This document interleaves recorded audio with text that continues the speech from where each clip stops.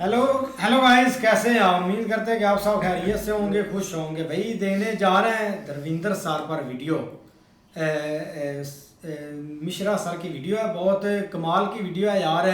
अच्छे अल्फाजों में याद करना चाहिए भाई, वो लीजेंड थे। हम बहुत उनको मिस करेंगे और पूरी मतलब के जो मूवीज़ वगैरह सीन सारे थे वो आज देख कर भी अभी भी उनकी मतलब के याद आती रहती है कि यार लीजेंड थे। लेकिन देखते हैं भाई वीडियो। दिलीप कुमार ने एक बार हंसते हंसते कहा था कि जब मैं भगवान से मिलूंगा तो एक शिकायत करूंगा कि भगवान तूने मुझे धर्मेंद्र के जितना खूबसूरत क्यों नहीं बनाया। जरा सोचिए कि जिस इंसान की सुंदरता के आगे दिलीप कुमार जैसा मास्टर एक्टर खुद को छोटा महसूस कर रहा था, उसका कद कितना बड़ा होगा, वो इंसान कितना नायाब रहा होगा। आज जिक्र इसलिए क्योंकि वही धर्मेंद्र, वही पंजाब का किसान, पंजाब का बेटा, सिनेमा का हीमैन चुपचाप शायद उसी भगवान के पास लौट गया है जिसके नाम पर दिलीप साहब ने मजाक में कभी शिकायत रखी थी। हाँ, आज खबर आ गई है कि धर्मेंद्र साहब नहीं रहे, और जब ये खबर आई तो करोड़ों का दिल टूटा। दिल इसलिए टूटा क्योंकि बॉलीवुड का सबसे चमकता सितारा अचानक से खामोश हो गया। वो तारा जो कभी थका नहीं था, जो कभी बूढ़ा नहीं लगा, जो हमेशा एक दोस्त की तरह मुस्कुराता हुआ मिला, बहुत हैंडसम था, जो सुपरस्टार होकर भी आम इंसान के जैसा दिख रहा था, वो एहसास लेकर चला गया जो हमने शोले के वीरू की शुरुआती हंसी में देखा था, वो पानी की टंकी पर चढ़कर उसकी शरारत में देखा था, वो गब्बर के सामने, इन कुत्तों के सामने मत नाचना बसंती के आक्रोश में देखा था, देवल परिवार की रीढ़ बने उनके संस्कारों में देखा था, और करोड़ों दिलों में उनके लिए धड़कती मोहब्बत में देखा था। वो इंसान जो स्क्रीन पर दिखाई देता था तो लगता था कि यार ये अपना ही तो है। चाहे जवानी में शोले हो या बुढ़ापे में रॉकी रानी कहानी, हर बार ये हमें एहसास हुआ कि ये हम में से ही कोई है। हाँ, ज्यादा हैंडसम, थोड़ा दमदार और कहीं ज्यादा फिल्म, और यही धर्मेंद्र थी। धर्मेंद्र की खूबसूरती का सबसे बड़ा राज उनकी सरलता थी। धर्मेंद्र सुपरस्टार होकर भी सुपरस्टार जैसे नहीं थे, वो दिग्गज होकर भी दिग्गजों जैसे नहीं रहते थे, इतने बड़े होकर भी वो आम लगते थे क्योंकि दिल के साफ थे, खुले सच्चे इंसान, शराब पीकर भी शराफत कभी नहीं भूलने वाले इंसान, सही बात, प्यार करके अहंकार नहीं करने वाले इंसान। उनकी जिंदगी में भी कई उतार चढ़ाव, कई बार चोट लगी, दिल टूटा, पर धर्मेंद्र का दिल कड़वा नहीं हुआ, और इसीलिए लगता है कि ऐसे लोग कम पैदा होते हैं और उनके जाने पर गम बड़ा होता है। धर्मेंद्र वो थे जिन्होंने बॉलीवुड की चमक दमक के बीच में भी अपनी कमजोरियों को छिपाया नहीं, बताया कि उन्हें भी डिप्रेशन हुआ, कहा कि मैं इंसान हूं, अकेलापन मुझे भी एहसास कराता है। उस दौर में ये सब कहा जब मेंटल हेल्थ के बारे में बात करना लगभग पाप था, लेकिन धर्मेंद्र ने आंसू नहीं छिपाए, और यही बात उन्हें हमसे अलग नहीं बल्कि और करीब लाती है। यही बात धर्मेंद्र को खास बनाती है, और इसीलिए आज धर्मेंद्र नहीं है तो उनकी कहानी को सुनना समझना जरूरी है। धर्मेंद्र 8 दिसंबर साल 1935 को पंजाब के फिरोजपुर जिले के एक छोटे से गांव में पैदा होते हैं, एक ऐसे घर में जहां पर मिट्टी के तेल का लैंप जलता था, बाहर खेतों में बैलों की घंटी, पिता हेडमास्टर थे, सख्त किताबों से प्यार करने वाले, माँ जो थी वो देसी घी की खुशबू से घर को भरा रखती थी। धर्मेंद्र सुबह खेत जाते, हल जोतते और फिर कहीं दूर ट्रेन की सीटी सुनकर सोचते हैं कि एक दिन मैं इस ट्रेन में बैठूंगा। धर्मेंद्र पढ़ाई में औसत थे, लेकिन अखाड़े में उनके सामने कोई टिकता नहीं था। दंड बैठक, पहलवानी, कुश्ती, बदन ऐसा कि गांव वाले भी कहते यार गजब का इंसान, शरीर हो तो ऐसा, मर्द हो तो धर्मेंद्र के जैसा। बिल्कुल।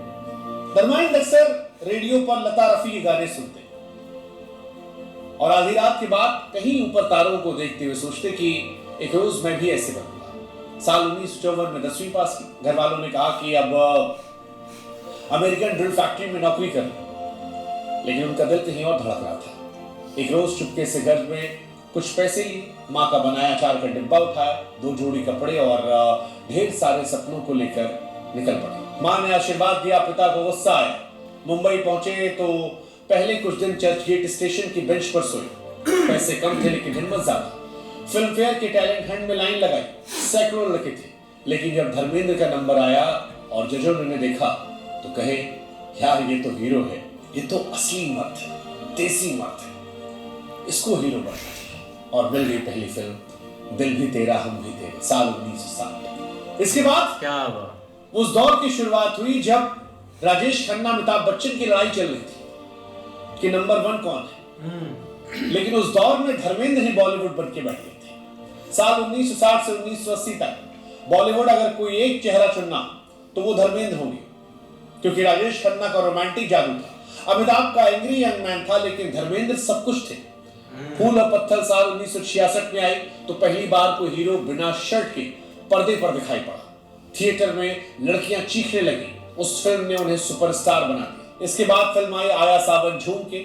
नूतन के साथ वो रोमांस आज भी देखो तो दिल पिघल जाता है। मेरा गांव मेरा देश में जाट का गुस्सा प्रतिज्ञा में बदला।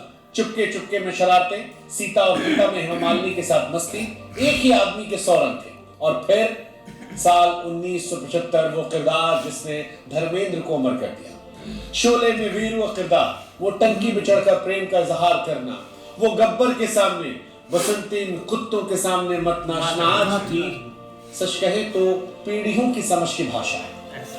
आज भी उनका वो गाना ये दोस्ती हम नहीं तोड़ेंगे लोगों को दोस्ती का एहसास कराता है। गाना भी यार कमाल। उसी साल प्रतिज्ञा में अकेले पूरे गांव से भर जाना, ये वो दौर था जब धर्मेंद्र के लिए सीटियां तालियां एक साथ बजती थी और लोग कहते थे ये ही मैन है, ये पंजाब का शेर है। लड़कियां मुस्कुराहट पर मर मिटी थी, लड़के उनकी मार पर। टिकट खिड़की पर सिर्फ एक सवाल था, धर्मेंद्र की पिक्चर है, अरे दे दो भैया, इसके टिकट कहां मिलते हैं जल्दी। इसी दौर में धर्मेंद्र को हेमा मालिनी से प्यार हो गया। धर्मेंद्र तब शादीशुदा थे, 2 बच्चों के पिता थे, बॉबी देओल सनी देओल की। लेकिन प्यार ने सारे नियम तोड़ दिए। हेमा मालिनी ने कहा कि मैं सिर्फ धर्मेंद्र से शादी करूंगी। साल 1980 में धर्मेंद्र ने इस्लाम कबूल कर लिया और नाम बदल कर रखा दिलावर खान। हेमा मालिनी से दूसरी शादी की। हालांकि पहली पत्नी प्रकाश कौर, जो कि सनी देओल और बॉबी देओल की मां है, उन्होंने भी कभी तलाक नहीं लिया। प्रकाश कौर ने एक बार कहा था कि वो कौन सा मर्द होगा जो हेमा मालिनी को देखकर फिसलेगा नहीं। मैं धर्मेंद्र की गलती नहीं मानती, हालांकि ये बड़प्पन प्रकाश कौर जी का है। लेकिन धर्मेंद्र ने भी कभी छोड़ा नहीं, दोनों घर चलते रहे। 2 बेटे 2 बेटियां, सनी देओल बॉबी देओल और इधर ईशा आहाना। एक ही आदमी 2 घर, ढेर सारा प्यार, बिना शोर के, बिना किसी ड्रामे के। उम्र बढ़ती रही लेकिन धर्मेंद्र रिटायर नहीं थे, न टायर्ड थे न रिटायर्ड थे। जब बाकी हीरो रिटायर हो रहे थे धर्मेंद्र स्क्रीन पर आग लगा रहे थे। 2007 में अपने में एक साथ 3 पीढ़ियों को लेकर आए। यमला पगला दीवाना में बेटों के साथ मौज मस्ती की और 2023 में रॉकी रानी की प्रेम कहानी में वो किरदार निभाया जो उस उम्र में भी जब स्क्रीन पर आया तो बाकी सारे सितारे उनके सामने फीके पड़े नजर आए। धर्मेंद्र के बाल सफेद हो गए थे, आवाज धीमी पड़ गई थी, लेकिन आंखों में वही शरारत थी, वही मुस्कान थी, वही पंजाब की खुशबू थी। और फिर 24 नवंबर 2025 सुबह सुबह फोन बजता है, कोई कहता है कि धर्मेंद्र नहीं रहे। पहले लगा कि शायद पिछली बार की तरह इस बार भी अफवाह है, लेकिन जब सच पता चला तो मानो जैसे कोई अपना चला गया। सोशल मीडिया पर अब धर्मेंद्र की पुरानी क्लिप्स लोग शेयर कर रहे हैं। कोई वीरों को टंकी पर चढ़ा रहा है, कोई ठाकुर का बदला दिखा रहा है, कोई बसंती वाला सीन दिखा रहा है, कोई धर्मवीर की कहानियां सुना रहा है। लोग रो भी रहे लेकिन मुस्कुराहट के साथ। ऐसा इसलिए धर्मेंद्र ने कभी रोना सिखाया ही नहीं, हंसना सिखाया, जीना सिखाया। हालांकि सच ये है कि धर्मेंद्र मरे नहीं, शरीर चला गया, धड़कनें थम गई। लेकिन धर्मेंद्र कैसे मर सकते हैं? जो आदमी करोड़ों दिलों में बसा, जिसकी हंसी आज भी टीवी पर गूंजती हो, जिसकी ये दोस्ती आज भी दोस्तों के बीच गाई जाती हो, वो कहां मरता है? वो तो बस शायद दिलीप कुमार की शिकायत के बाद उस भगवान के पास चले गए हैं जिसने उन्हें दिलीप कुमार से खूबसूरत बनाया था। अब शायद दिलीप साहब, राजेश खन्ना, ये सब साथ बैठे होंगे, साथ बैठकर चाय पी रहे होंगे, शायद शम्मी कपूर के साथ मस्ती कर रहे होंगे, शायद सुशांत के साथ उसके अनुभवों को साझा कर रहे होंगे, सिद्धार्थ के साथ बैठे होंगे, और शायद धर्मेंद्र वहां बैठकर दिलीप साहब से मस्ती करते हुए कह रहे होंगे कि दिलीप साहब अब शिकायत मत करना, शिकायत मत करना। धर्मेंद्र जहां भी रहेंगे वो हमेशा जवान रहेंगे। वही पंजाब का सोना वही हीमैन बनकर रहेंगे। और इसीलिए आज धर्मेंद्र को काफी सलाम एक प्रशंसक के तौर पर, सलाम एक किसान पुत्र के तौर पर, सलाम एक इंसान के तौर पर। वाकई रेस्ट इन पीस धर्मेंद्र साहब। ऐसा ही है यार, एक लीजेंड थे धर्मेंद्र साहब। लेकिन देखा जाए ना, उनकी लाइफ स्टोरी या उनकी स्ट्रगल है ये भाई मतलब कि बहुत इंटरेस्टिंग है। और हार्ड वर्किंग जो है ना, उस बंदे ने नहीं छोड़ी और लक भी साथ दिया। लेकिन अगर बात करें ना तो भाई जो भी एक सही बात है, ये एक रीति बनी हुई है भाई, दुनिया से एक ना एक दिन सब ने जाना है। लेकिन कुछ ना कुछ आप ऐसा करके जाएं, ऐसी अचीवमेंट करके जाएं कि लोग आपको याद रखें। लेकिन वही एक बात है कि भाई उनको मतलब कि पीढ़ियों दर पीढ़ियाँ एक याद रखा जाएगा, एक फिल्म इंडस्ट्री में, लोगों के दिलों में। और मतलब कि जो जो एक्टरों के साथ उन्होंने काम किया है ना, उनको पीढ़ी दर पीढ़ी याद भी रखेंगे, जिनमें धर्मेंद्र साहब भी हैं। कमाल के यार थे, लीजेंड थे यार। भाई जो भाई ने सर ने वीडियो बनाई ना यार, वीडियो बनाने वाले भाई सर जी ने एंड कर दिया। और बात करें धर्मेंद्र सर की, क्या यार लेजेंड एक्टर थे। इनकी भाई जितनी मूवी आई थी ना, बहुत कमाल की थी। जो भाई मूवी थी अपने तो अपने होते हैं भाई, अपने दोनों बेटों के साथ इन्होंने बनाई थी। उसमें जो इमोशन थे ना उस मूवी में यार, कोई बंदा ये कह नहीं सकता कि भाई मुझे उसमें वो मूवी देख के रोना नहीं आया था। इतने इमोशन थे कि आप सोच नहीं सकते।